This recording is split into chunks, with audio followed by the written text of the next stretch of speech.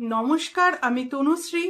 রাশি চক্রের শর্ট সিরিজে সবাইকে স্বাগত জানাই।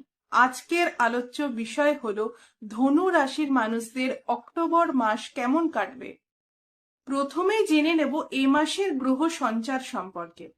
দেবগুরু বৃহস্পতি 18ই অক্টোবর তুঙ্গ ক্ষেত্র অর্থাৎ কর্কটে প্রবেশ করছে। 3 অক্টোবর বুধ তুলাতে প্রবেশ করেছে এবং 17ই অক্টোবর রবি তার নিজ ক্ষেত্র অর্থাৎ তুলাতে প্রবেশ করবে। 9ই অক্টোবর শুক্র তার নিজ ক্ষেত্র অর্থাৎ কন্যায় প্রবেশ করছে এবং 27শে অক্টোবর মঙ্গল কিন্তু বৃশ্চিক রাশিতে প্রবেশ করছে। ধনু রাশির মানুষদের কিন্তু ঢাইয়া চলছে। এছাড়া শনিদেবের দশম দৃষ্টি এবং কেতুর পঞ্চম দৃষ্টি ধনু রাশির ওপর কিন্তু রয়েছে। ফলে ধনুর মানুষদের কিন্তু স্থায়িত্বের কিছুটা হলেও অভাব হচ্ছে।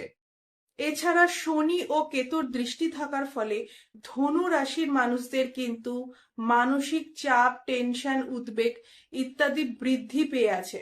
ধনু কিন্তু চেষ্টা করেও নিজেকে এই মানসিক চাপ থেকে মুক্ত করতে পারছেন না। ফলে বারংবার ধনু কিন্তু অধৈর্য হয়ে পড়ছেন। নানান দিক থেকে ধনু কিন্তু সমস্যা ভোগ করছেন। 18ই অক্টোবর আপনার লগ্নপতি অর্থাৎ দেবগুরু বৃহস্পতি কর্কটে প্রবেশ করছে তুঙ্গ ক্ষেত্রে। ফলে এর সুফল কিন্তু আপনি পেতে চলেছেন। যারা চাইছেন জীবনে পরিবর্তন আসুক, চেষ্টা করছেন পরিবর্তন করার জন্য, তাদের ক্ষেত্রে কিন্তু পরিবর্তন আসছে 18ই অক্টোবরের পর থেকে। অর্থাৎ আপনার লক্ষ্য যদি স্থির থাকে, আপনার জীবনে কিন্তু পরিবর্তন আসবেই।